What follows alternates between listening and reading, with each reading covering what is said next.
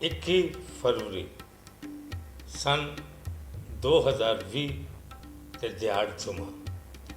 ਇਸ ਦਿਨ ਅਸੀਂ ਲਾਹੌਰ ਪ੍ਰੈਸ ਕਲੱਬ ਦੇ ਸਾਹਮਣੇ ਪੰਜਾਬੀ ਜ਼ਬਾਨ ਦੇ ਹਵਾਲੇ ਨਾਲ ਬਹੁਤ ਸਾਰੇ ਲੋਕਾਂ ਨੂੰ ਦਾਵਤ ਦਿੱਤੀ ਕਿ ਉਹ ਇਕੱਠੇ ਹੋਣ ਅਤੇ ਆਪਣੀ ਮਾਂ ਬੋਲੀ ਦਾ ਦਿਹਾੜ ਮਨਾਉਣ।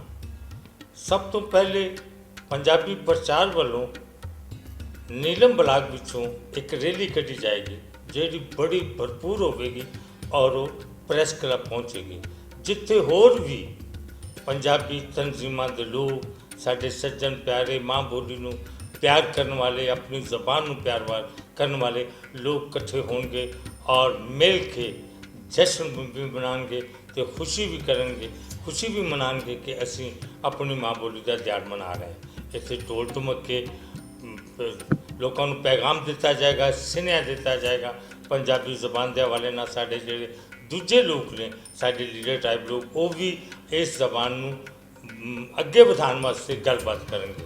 ਪੰਜਾਬੀ 21 ਫਰਵਰੀ ਸਨ 2000 ਦਾ ਮਤਲਬ ਕੀ ਹੈ ਕਿ ਅਸੀਂ ਇਹ ਦਿਨ ਕਿਉਂ ਮਨਾਉਂਦੇ ਹਾਂ?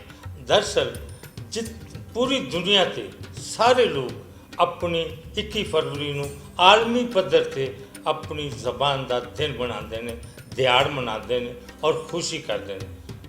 ਬਦਕਿਸਮਤੀ ਵੀ ਇਹ ਵੀ ਸਾਡੇ ਲਈ ਕਿ ਲੋਕ ਦੂਜੇ ਲੋਕਾਂ ਨੂੰ ਤੇ ਆਪਣੀ ਜ਼ਬਾਨ ਦਾ ਬਹੁਤ ਕੁਝ ਹਿੱਸਾ ਮਿਲ ਚੁੱਕਿਆ ਹੈ ਔਰ ਉਹਨਾਂ ਨੇ ਲੈ ਲਿਆ, ਲੇਕਿਨ ਸਾਡੀ ਪੰਜਾਬੀ ਜ਼ਬਾਨ ਦੀ ਬਦਕਿਸਮਤੀ ਜਾਂ ਸਾਡੀ ਬਦਕਿਸਮਤੀ ਵੇਖ ਕੇ ਸਾਨੂੰ ਅਜੇ ਤੱਕ ਸਾਡੇ ਪੰਜਾਬ ਦੇ ਵਿੱਚ, ਸਾਡੇ ਸਕੂਲਾਂ ਦੇ ਵਿੱਚ ਅਜੇ ਤੱਕ ਪੰਜਾਬੀ ਲਾਗੂ ਨਹੀਂ ਹੋਈ, ਜਿਹਦਾ ਸਾਨੂੰ ਬੜਾ ਦੁੱਖ ਹੈ। ਔਰ ਅਸੀਂ ਸਾਰੇ ਜਿੰਨੇ ਵੀ ਮਾਂ ਬੋਲੀ ਦੇ ਪਿਆਰੇ ਹਾਂ ਜਾਂ ਪੰਜਾਬੀ ਦੇ ਪਿਆਰੇ ਹਾਂ, ਅਸੀਂ ਇਹੋ ਹੀ ਕੋਸ਼ਿਸ਼ ਕਰ ਰਹੇ ਹਾਂ ਕਿ ਇਸ ਜ਼ਬਾਨ ਨੂੰ ਇਹਦਾ ਹੱਕ ਦਿੱਤਾ ਜਾਏ ਔਰ ਇਹਨੂੰ ਪੜ੍ਹਾਇਆ ਜਾਏ, ਤਾਂ ਕਿ ਉਹ ਗੱਲਾਂ ਜਿਹੜੀਆਂ ਸਾਡੇ ਬਾਬੇ ਵਾਰਿਸ ਸ਼ਾਹ, ਬੁੱਲੇ ਸ਼ਾਹ, ਸ਼ਾਹ ਹੁਸੈਨ, ਬਾਬਾ ਫਰੀਦ, ਖਵਾਜਾ ਗੁਲਾਮ ਫਰੀਦ, ਮੀਆਂ ਮੁਹੰਮਦ ਬਖਸ਼, ਇਹ ਸਾਰੇ ਲੋਕ ਜਾਂ ਉਸ ਤੋਂ ਬਾਅਦ ਵੀ ਅੰਮ੍ਰਿਤਾ ਪ੍ਰੀਤਮ, ਸ਼ਿਵ ਕੁਮਾਰ ਬਟਾਲਵੀ ਜਾਂ ਹੋਰ ਸਾਡੇ ਨਜ਼ਮ ਹੁਸੈਨ ਸਈਦ ਸਭ ਜਿਹੜੇ ਗੱਲਾਂ ਕਰ ਰਹੇ ਨੇ, ਉਹ ਗੱਲਾਂ ਸਾਡੀਆਂ ਜਿਹੜੀਆਂ ਬਜ਼ੁਰਗਾਂ ਦੀਆਂ ਨੇ ਉਹ ਲੋਕਾਂ ਤੀਕ ਆਪਣੇ ਔਰ ਉਹਨਾਂ ਨੂੰ ਪਤਾ ਲੱਗੇ ਕਿ ਸਾਡੀ ਜ਼ਬਾਨ ਵਿੱਚ ਕਿੱਡਾ ਵੱਡਾ ਖਜ਼ਾਨਾ ਜਿਹਨੂੰ ਅਸੀਂ ਸਾਹਮਣੇ ਨਹੀਂ ਲਿਆ ਸਕੇ ਔਰ ਆਪਣੇ ਬੱਚਿਆਂ ਤੀਕ ਨਹੀਂ ਪੜ੍ਹਾ ਰਹੇ।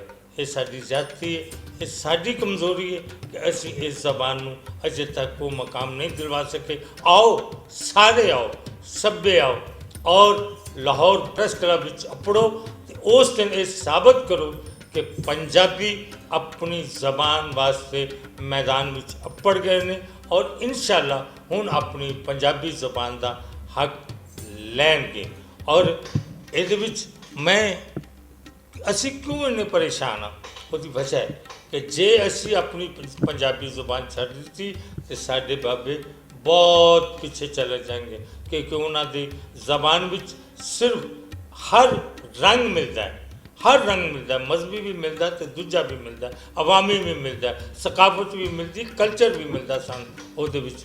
ਆਓ ਅਸੀਂ 21 ਫਰਵਰੀ ਨੂੰ ਜੁਮੇ ਵਾਲੇ ਦਿਨ ਪ੍ਰੈਸ ਕਲੱਬ ਵਿੱਚ ਅਪੜੀਏ ਅਤੇ ਮਾਂ ਬੋਲੀ ਦਾ ਦਿਨ ਮਨਾਈਏ।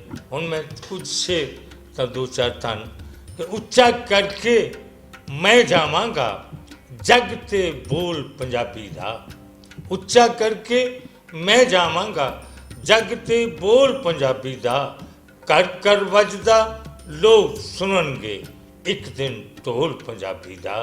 ਤੇ ਦੂਜਾ ਸ਼ੇਰ ਹੈ ਕਿ ਅੱਖਰਾਂ ਵਿੱਚ ਸਮੁੰਦਰ ਰੱਖਾਂ ਮੈਂ ਇਕਬਾਲ ਪੰਜਾਬੀ ਦਾ, ਅੱਖਰਾਂ ਵਿੱਚ ਸਮੁੰਦਰ ਰੱਖਾਂ ਮੈਂ ਇਕਬਾਲ ਪੰਜਾਬੀ ਦਾ, ਚੱਖੜਾਂ ਦੇ ਵਿੱਚ ਰੱਖ ਦਿੱਤਾ ਏ ਦੀਵਾ ਬਾਲ ਪੰਜਾਬੀ ਦਾ। ਇਹ ਸ਼ੇਰ ਸੁਣੋ ਕਿ ਜਿਹੜੇ ਅੱਖਰ ਵਿੱਚ ਪੰਜਾਬੀ ਵੁਸਤ ਨਹੀਂ, ਤਹਿਜ਼ੀਬ ਨਹੀਂ, ਪੜ੍ਹ ਕੇ ਵੇਖਣ ਵਾਰਸ ਬੁੱਲਾ ਬਾਹੂ ਲਾਲ ਪੰਜਾਬੀ ਦਾ।